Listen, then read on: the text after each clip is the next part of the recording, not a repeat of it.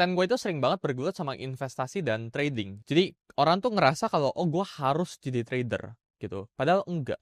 Tapi kalau investor, semua orang ya mau lu karyawan atau lu bisnismen ya, itu harus mulai investasi. Nggak harus investasi saham, nggak harus investasi kripto, nggak harus ada spesifik aset yang kalian harus taruh. Cuma yang pasti kalian harus masuk ke financial market ujung-ujungnya. Karena seperti yang teman-teman tahu ya, ada yang namanya itu inflasi ya. Jadi kalau kita ngomong teman-teman itu punya tingkat inflasi yang masing-masing itu 10% ya. Misal inflasi per tahun itu contoh 10% ya.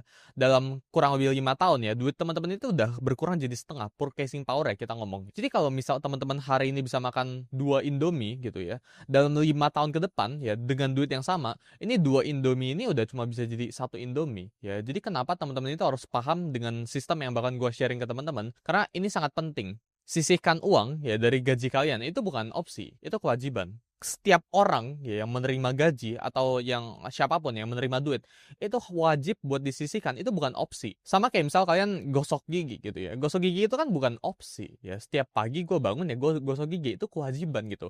Kayak misal mandi, itu bukan opsi buat mandi gitu. Setiap gue bangun tidur sebelum gue kerja, sebelum gue ke kantor ya, gue harus mandi. Sama kayak nabung ya, sama kayak sisihin duit itu kewajiban, itu bukan opsi.